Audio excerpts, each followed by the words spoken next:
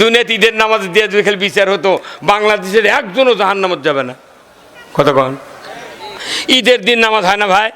ওই ঈদের ফিতর, ঈদের আধার, ওই নামাজের চেহারা দেখে যদি খালি আল্লাহ বিচার করতো, একটা লোকও জাহান্নামত যাবে না। সবারই মাথার টুপি, সবারই সুস পায়জামা, নতুন পাঞ্জাবি, আতর কানত, আতর ভারত যায় নামাজ, কার জাহান্নামত দিবি আল্লাহ? কতক্ষণ? কিন্তু ঈদের দিনে 3 ঘন্টার মুসলমান জান্নাতে যাওয়া যাবে না। যেমন ইচ্ছা তেমন সাজো। এই অ্যানুয়াল ফোর্সের সময় বিভিন্ন হাই স্কুল কলেজে অ্যানুয়াল ফোর্স হয় না ভাই? দেখবেন আপনারই সাথে লেখাপড়া করছে, এই ছাত্র ডিসগাইজ সাজিছে, যেমন ইচ্ছে তেমন সাজো। একবার মাটিতে পুরো শরীর লেপ দিয়ে আছে, কৃষক হয়ে নাঙ্গল আর জোয়াল্লে ঘুরছে।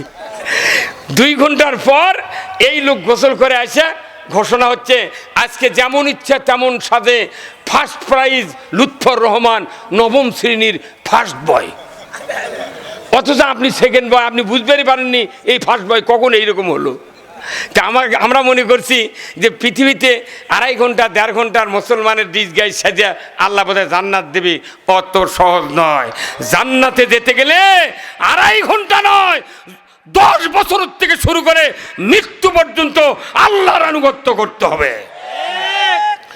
কোন এক দিন এদেশের আকাশে কলেমার পতাকা উড়বে, সেদিন সবাই খোদাই বিধান পেয়ে দুঃখ বেদনা ভুলবে। কোরআন ছাড়া দুঃখ বেদনা ঘোষার কোথাও কোনো বিষয় নাই, কোনো রাস্তাও নাই। কার কথা? কোরআন ছাড়া মানুষের মুক্তি আসবে না। অথচ আজকে আমাদের দেশে 54 বছর হলে মুসলমান দেশ চালায়। পাকিস্তান 24 বছর মুসলমান দেশ চালালো, 190 বছর কাফের চালালো ব্রিটিশ গভর্নমেন্ট। এই ভারতবর্ষের 1 ইঞ্চি জায়গা আল্লাহর আইন কায়েম হতে আমরা দেখি নাই। যার কারণে আজকে পৃথিবীর 350 বছর হচ্ছে ব্রিটিশের থেকে শুরু করে 3.5 পুরুষ দুনিয়ার থেকে বিদায় হয়েছে। আমরা যে কোরআনের ইসলামের কথা বলছি, কেউ কেউ ইসলামকে নতুন একটা চিন্তা ভাবনা করতেছেন। কিন্তু দুঃখের বিষয়, কবরে যখন শোয়ান হবে, প্রথম প্রশ্ন হবে মান রব্বুকা, তোমার রবকে, অমা দিনুকা, তোমার জীবন ব্যবস্থা কি ছিল, অমান নাবিউকা, তোমার নেতা কে ছিল, মান হাজার রাজুল, ওই পুরুষটিকে। এই 4টে প্রশ্ন কবরে করা হবে। হাসরের ময়দানে 5টা প্রশ্ন করা হবে। 5 আর এই 4 9, এই 9টা প্রশ্নের উত্তর আমল করে পড়ে জানিয়ে বুঝে আপনাকে কবর ঢুকতে হবে।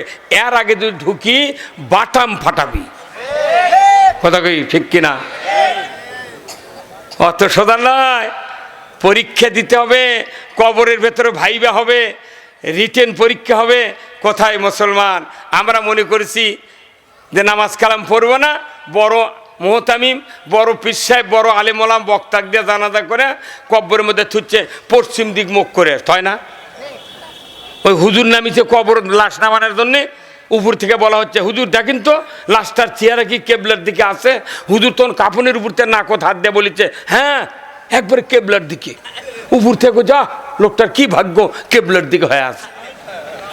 আপনি জানেন রসুলের হাদিস পড়ছেন, আল্লাহ রসুল বলছেন কে কোন কায়দার মুর্দা, এই কবর যখন দাফন হয়ে যাবি, কে নামাজি কে বেনামাজি, কে পশ্চিম দিকে মুখ ঘুরেছে কে ঘুরায়নি, এটা স্পষ্ট দলিল। যখন দাফন হয়ে যাবে আল্লাহ তাআলা তো জানে ই কোন কিসিমের মুর্দা। কি ভাই জানে না? দাফনের পরই যদি আপনি আমি সিমেন্টের ঢালাই দিয়া বেনামাজিকে যদি পশ্চিম দিক করে শুয়ে তুই, খালি মাটি দেওয়ার পরই আল্লাহ ফেরেশতা একদম মুর্দা পূব দিক করে থুবি। মুনকার নকির ঢুকে তাতে বোঝে ই কোন কায়দার মুর্দা। অত উল্টা পাল্টে কে দেখবি? আর চেহারা কোন দিক থাকলে এটা আল্লাহ করে দেবে। কতক্ষণ টাকা আমিয়া মনে করবেন না আল্লাহর কোন এইগুলি পরিবর্তন করতে 1 সেকেন্ড টাইম লাগে। আল্লাহ শুধু বলেন কোন, সাথে সাথে হয়ে যায়। আমার ভাইয়েরা, আমি বলতেছিলাম মানুষগুলি যদি তাগুতকে প্রত্যাখ্যান করা ফরজ মনে করতাম, আমার দেশে 100 বছর আগে ইসলাম বিজয় হয়ে যেত। আজকে যারা খুতবাতে নামাজ পড়লেন, মসজিদে যারা নামাজ আদায় করলেন, সানি খুতবা প্রতিদিন প্রতি শুক্রবারে পড়া হয় একটা হাদিস, ওই হাদিসটা বছরে 52 বার পড়া হয়। বাংলাদেশে 54 বছরে 2 কোটি 8 লক্ষ বার এই হাদিস পড়া হয়েছে। সূরা নহলের 90 নম্বর আয়াত পড়া হয়েছে, ইন্নাল্লাহা ইয়ামুরু বিল আদলি ওয়াল ইহসান ওয়া ইতাইজিল কুরবা ওয়া ইয়ানহা আনিল ফাহশাই ওয়াল মুনকারি ওয়াল বাগই ইয়াইজুকুম লাআল্লাকুম তাযাক্কারুন। এই আয়াতটা প্রতি মসজিদে জুমার দিনে সানি খুতবাতে তেলাওয়াত করা হয়। নিশ্চয় আল্লাহ বলেছেন, আমি আল্লাহ আদেশ করতেছি, আমার পক্ষ থেকে হুকুম দিচ্ছি, তোমরা জমিনে ন্যায় বিচার কায়েম করো, ইনসাফ ভিত্তিক সমাজ কায়েম করো, তোমরা আত্মীয় স্বজনের সাথে সদ্ব্যবহার করো, হারাম ফাহিশা অশ্লীলতা গর্হিত কার্যকলাপ থেকে দূরে থাকো। এটা হলো সবচেয়ে উত্তম জিকির। এই বক্তৃতা প্রতি শুক্রবারে ইমামরা দেয়, কিন্তু দেখা যায় ওই মহল্লার বাপ বেটা মিল নাই। বড় ভাই হয় বোনক সম্পত্তি দেয় না। বাপ মারা গেছে 3 বিঘা জমি পাবে, কন্যা ভাই বলছে, ভাই আব্বা মারা গেছে 4 বিঘা জমি পাবো, তুমি আমাকে 1.5 বিঘা দাও। বলে না, তোমাকে দেবো 15 কাঠা। কারণ কি? বলে না, দেরি আছে, এখন দেওয়া। কয় না, আমি 15 কাঠা নেব না। তখন বড় ভাই রাগ করে কয়, বোন রে, বেশি যদি জোরাজুরি করো দাগে দাগে দেব। কি বাপের সম্পত্তি তুই পাবি 8 বিঘা, আর বুনক 4 বিঘা দিতি, ওর মাথা ঘরে। ই আবার বুনক ফাঁকি দিয়ে হজরে আসাদের চুমো দিয়েছে, গ্রামত করছে 6 বার চুমো দিছি। তখন আল্লাহ কয়, জিবরাইল, এর মাথা ঠিক নাই রে, আমান বান্দার হক নষ্ট করে ই 6 বার চুমো দিচ্ছে পাথরত, তাহলে তো পাথর চুমো দেওয়ার লাভ কি? ওই গিলা খালেও কোনো লাভ হবে না। কথা বলেন। তাহলে এই হকগুলো আত্মীয় স্বজনের সাথে সদ্ব্যবহারের কথা কোরআন শরীফের আয়াত প্রতি শুক্রবারে পড়া হচ্ছে। তারপরে কি আমাদের মধ্যে মিল মহব্বত আছে? হ্যাঁ, দুর্গণ আছে? নাই। তাহলে আমার আল্লাহর নবীর হাদিস, আল্লাহর রাসূল বলেছেন, ওয়া সুলতানু জিল্লুল্লাহি ফিল আরদি মান আহানা সুলতানাল্লাহি ফিল আরদি আহানাহুল্লাহ। আমার নবী বলেছেন, ন্যায়পরায়ণ শাসক আল্লাহর ছায়া সদৃশ্য।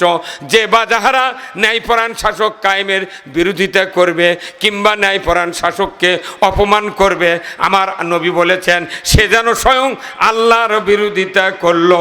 জোরে বলুন ঠিক কিনা? ন্যায়পরায়ণ শাসক কোরআনের আইন ছাড়া কায়েম করা সম্ভব নয়।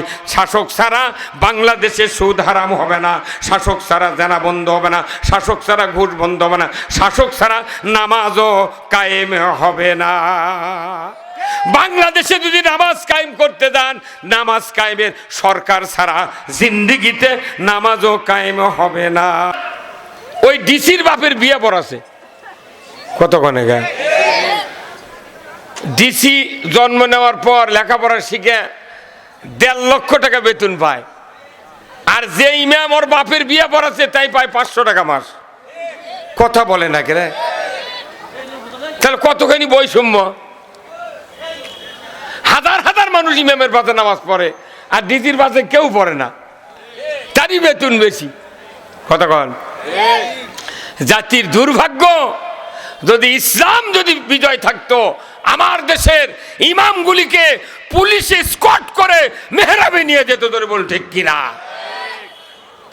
এই বগুড়াতে শহর দিকে গতবারে আমার একটা মাহফিলে প্রশ্ন করছে, হুজুর বাংলাদেশের আলেম ওলামার দাম নাই কে?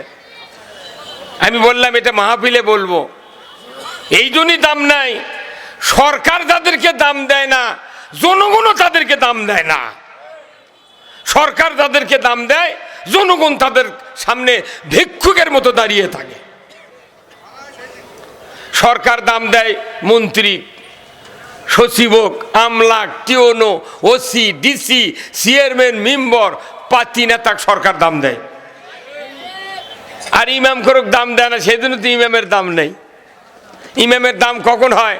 জানাজা, বিয়ে পড়ান, কাফন কাটা আর কবরত নামানোর সময়। এই ছাড়া চার আনার দাম নেই। সারা বাংলাদেশে আমরা যারা বসবাস করছি শতকরা 87% লোক ইমানদার, কিন্তু এই ইমানদার আসলে কি আমরা ইমানদার? আমাদের পৃথিবীতে মখলুকাত কত হাজার বলেন তো? হ্যাঁ, 18,000। তার ভেতরে একটা মাত্র মখলুকাত আশরাফুল মখলুকাত। এই আশরাফুল মখলুকাত কারা? মানুষ কোনকে বলেন? আমরা মানুষ বলে আপনি একাই হলেন, আপনার বাড়ির যে লোকগুলো আছে ওরা কি? আশরাফুল মখলুকাত কারা? আমরা। একজন মানুষ নামাজ না পড়লেও ভদ্র, পড়লেও ভদ্র। এটা ভদ্র একটা ইন জেনারেল একটা জাতি আশরাফুল মখলুকাত। কেন মখলুকাত আশরাফুল হলো, ভদ্র হলো? এই মখলুকাতের সৃষ্টি কৌশল, তার চাহনি, তার বিবেক, তার হাত পা, তার মেধা, তার সব কিছু দিয়ে আল্লাহ তাআলা পরীক্ষা নিরীক্ষা করে বুঝাতে যাচ্ছেন, হে বান্দা, যত মখলুকাত সৃষ্টি করেছি তার ভেতরে একটাই মাত্র মখলুকাত, সেটা তোমরা নাক আর কপাল দিয়া আমি রব, আমাকে তোমরা সেজদা করতে পারো। আর একটি গুণ, এই মখলুকাত ছাড়া বিবাহ করা, শাদী করার কোনো ব্যবস্থা কোনো মখলুকাতের ভেতরে আছে? কোনো কেউ বিয়ে পড়ার লাগে? কতক্ষণ?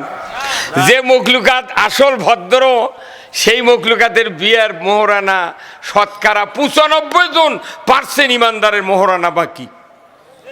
কতক্ষণ টাকা? কি একটা অকাম হয়ে গেল।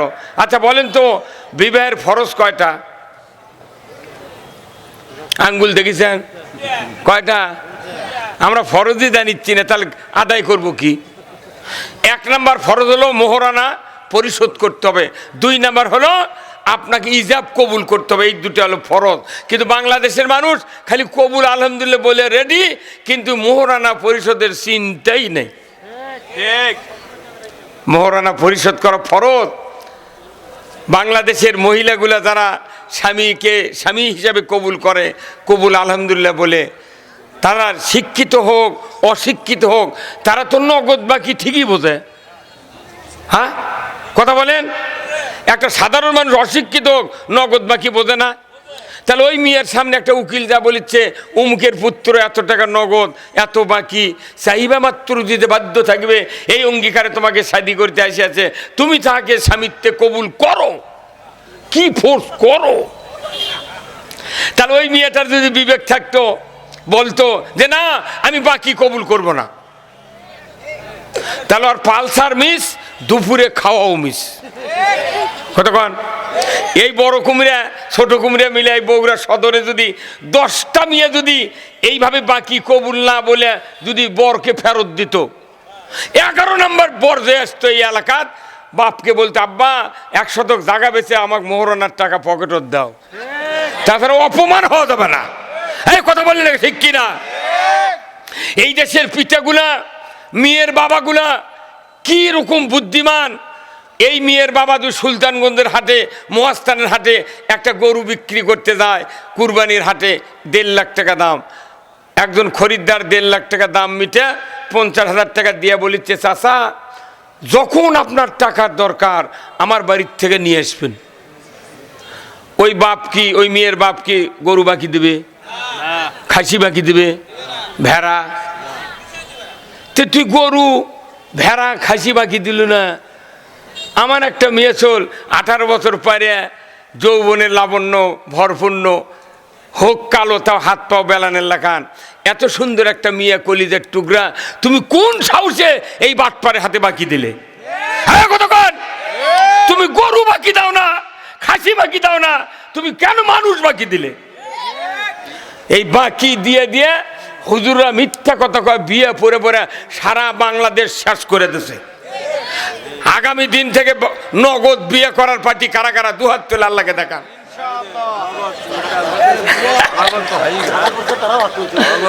যারা বিয়ে করছে ওরা মনে করে বাকি একবার করছে, এবার নগদ করব। কথা ঠিক কিনা? মানে বিবাহ দাম্পত্য জীবন পবিত্র করতে গেলে আপনার আগে মোহরানা পরিশোধ করতে হবে। কার আইন এটা? কার আইন? তো বিয়েটি আইন ভঙ্গ। এক আইন না মেনে আল্লাহ আদম আলাইহিস সালামকে বলল যাও দুনিয়ায়, কথা ঠিক কিনা? এক আইন না মেনে আজাজিল 6 লক্ষ বছর সেজদা করার পর একটা আইন না মানার কারণে আজাজিল ইবলিস হয়ে গেল। আর আমাদের কি অবস্থা? হাজার হাজার আইন মানে তাও মুসলমান আছি। ক্যাসিও ঘড়ির মতো ব্যাটারি তুললি যেরকম ঘড়ি চলে, আমরা বাংলাদেশের মুসলমান মোহাম্মদ লেখলি মুসলমান। কথা কন না? এই জন্য আসুন আমরা ওই রসুলের কিছু আদর্শের কথা শুনবো। শুনতে রাজি আছেন? কারা কারা শুনবেন? দুহাত তুলে আল্লাহকে দেখান। লিল্লাহে তাকবীর, নারায়ে তাকবীর। আল কোরআনের আলো, আল হাদিসের আলো, দুনিয়ার মুসলিম, বাংলার মুসলিম, বগুড়ার মুসলিম, ছোট কুমিরার মুসলিম, লিল্লাহে তাকবীর। ভাই দাঁড়ানো ভাইরা একে ডাইনে আসেন, ভাই বসেন। আপনারা বসলে আর একটু বক্তৃতা করে মজা পাবো। আসেন না যুবক ভাইরা, আসেন। হয়তো একটু বসলে আমি শান্তি পাবো। বসেন। আজকের এই 96তম অধিবেশন ছোট কুমিরা নুরানি হাফিজিয়া মাদ্রাসা ও এতিমখানার উদ্যোগে ইসলামী জালসার সম্মানিত সভাপতি, আজকের এই মাহফিলের উপস্থিত আল্লামা ইয়াকুব নাজির চাটগামী দামাত বারকাতুহুল আলিয়া, নাইবে মুহতামিম জামিয়া ইসলামিয়া কাসিমুল উলুম জামিল মাদ্রাসা বগুড়া, আল্লাহ ভাইজানকে দ্বীনের জন্য কবুল করুক, বলুন আমিন। প্রতিষ্ঠাতা মরহুম মুন্সি আমির উদ্দিন সাহেব রহমতুল্লাহ, এরপরে সহসভাপতি আলহাজ আবুল বরকত মোহাম্মদ ইসে, সভাপতি অত্র মাদ্রাসা ও উপসহকারী কৃষি কর্মকর্তা, আল্লাহ ভাইজানকে কৃষিকাজে সার কীটনাশক ঔষধ ভালোভাবে সাপ্লাই দেওয়ার যোগ্যতা দিক। অবসর পরামর্শ দেওয়া লাগবে তো, অসুবিধা কি? কে ভাই কৃষি অফিসাররা করছে ড্যাব দিয়ে ধান আবাদ করেন, একটা ধান হবে না ড্যাব দিলে, খালি পাতা ভোক্সা পরে দেবে। কৃষকের বুদ্ধি শুনে আবাদ করা লাগবে, কথা ঠিক কিনা? আমাদের দেশে কৃষি খাতে সবচেয়ে দুর্নীতি হচ্ছে, সবচেয়ে দুর্নীতি, জনগণ ক্ষতির মধ্যে সবচেয়ে বেশি পড়তেছে কৃষি খাতে। আজকে ধান কাটা হচ্ছে 1170 টাকা মন সন্না ধান, দাম নাই। এই ধান গরিবের যখন টাকার দরকার তখন দাম নাই। অল্প টাকায় কোটি কোটি টাকার মালিক ধান কিনে গুদামজাত করছে, ওরাই আবার দাম চড়ে দিয়ে 1600 টাকায় ধান বেচবি। 34 ধান কাটাই 2700 টাকা মন, এটা আবার 4200 টাকা করে বেচবি। জনগণ খাটিয়া মূল্য আর সরকারি অফিসাররা বেতন গুনে মূল্য। হ্যাঁ কথা কর। এই বাংলাদেশে যত খাস গাড়ি আছে সরকারি খাস করে দেন, এই ঘাস গাড়ি যদি সঠিক যোগ্য নেতৃত্বের মাধ্যমে সরাসরি মৎস্য চাষির কাছে প্রত্যন্ত হওয়া হয়, লিজ দেওয়া হয়, এই টাকা যদি কৃষি খাতে ভর্তুকি দেওয়া হতো, 1 বস্তা ইউরিয়া 150 টাকাতে আমরা পাতাম। কিন্তু এই গাড়িগুলোর টাকা সরকারি দলের পেটুয়া বাহিনী পালা হচ্ছে।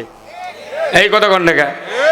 আর আমাকে করছে হুজুর দেশ গরিব, তোমাকে এত বেতন লাগে কা? একটা করে সরকারি অফিসার বেতন পাচ্ছে 60,000, 1.5 লাখ টাকা, 80,000 টাকা।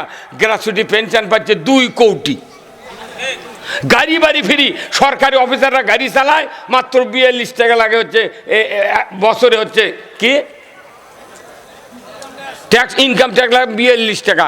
আর একটা পাবলিক কিনে গেলে করছে যে 50,000 টাকা ইনকাম ট্যাক্স, আরও দিয়ে 78, 1 লাখ টাকা লাগে। জনগণের টাকা বেশি, আর অফিসার করছে তোরা খালি ফ্রি শুয়ে থাকবো, কারণ তুর্কক দিয়ে কাম হবি, তুর্কক দিয়ে দিনের ভোর রাতের দেওয়া যাবি। হ্যাঁ কথা কর না? আর বাংলাদেশে দিনের ভোট রাতে দেওয়ার সুযোগ নাই। আছে আগামী 12ই ফেব্রুয়ারি ভোট হবে। এই বাংলাদেশে সুষ্ঠু নির্বাচন হোক। কারা কারা চান? দুহাত তুলে আল্লাহকে দেখান। লিল্লাহে তাকবীর, নারায়ে তাকবীর।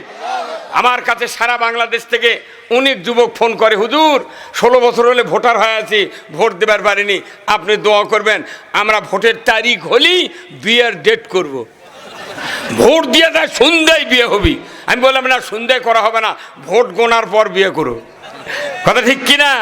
তোমরা ভোট দিয়ে দেয় বিয়ে করবে, এদিকে রেজাল্ট উল্টাপাল্টা করবি।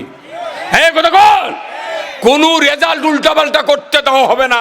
সুষ্ঠু নির্বাচন বাংলাদেশে হওয়ার জন্য যা দরকার সরকারকে তা করতে হবে।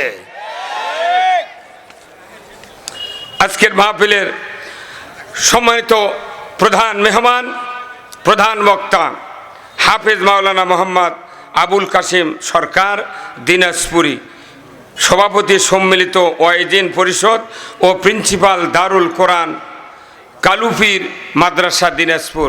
আল্লাহ ভাইজানকে ইসলাম বিজয়ের পক্ষে কথা বলার তৌফিক দান করুক, বলুন আমিন। আজকের মাহফিলের সম্মানিত মাদ্রাসা পরিচালনা কমিটির পক্ষে আলহাজ ডাক্তার মোহাম্মদ আব্দুল খালেক, সাধারণ সম্পাদক অত্র মাদ্রাসা, এছাড়া আলহাজ এম আতিকুর রহমান বাদল ভাই, আর সভাপতি বগুড়া জেলা ইট প্রস্তুতকারক মালিক সমিতি।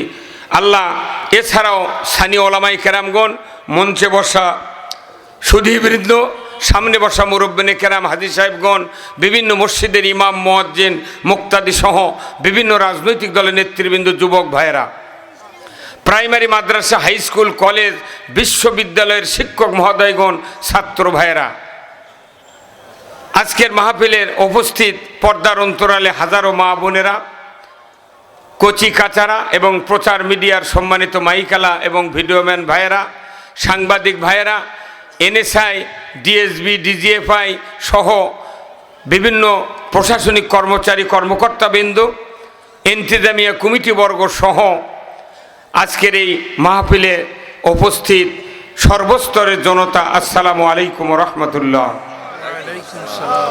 কেমন আছেন আপনারা? আছি ভাই, আলহামদুলিল্লাহ। আমরা একটা ভদ্র জাতি, সুবহানাল্লাহ। এই ভদ্র জাতি যদি খুব ভদ্র হয়, এই ভদ্র জাতিকে যে আল্লাহ জান্নাত দিবে কোরআন এবং হাদিসে কোথাও লেখা নাই। অনেক মানুষ আছে সমাজে নামাজ পড়ে না, অথচ ভদ্র, ব্যবহার ভালো আছে না নাই? অনেক মানুষ আছে নামাজ পড়ে, হজ করে, কথা শুনলে অনেক মানুষ দূরে সরে যায়, কর্কশ। কিন্তু আমার আল্লাহ বলছেন না, ভদ্র মানুষকে আমি সৃষ্টি করেছি ঠিক, এদেরকে আস্তে আস্তে উৎকৃষ্ট মানে পুষতে হবে। ধরে কোন আল্লাহু আকবার। এই উৎকৃষ্ট মানে পুষতে গেলে দুটা শর্ত পূরণ করতে হবে মানুষগুলিকে। কে বলেছেন? আল্লাহ। আল্লাহ বলছেন, ইন্নাল্লাযীনা আমানু ওয়া আমিলুস সালিহাতি উলাইকা হুম খায়রুল বারিয়া। আমার আল্লাহ বলছেন, দুনিয়ার মানুষ ভদ্র জাতির থেকে তোমরা যদি উৎকৃষ্ট হতে চাও, দুইটি শর্ত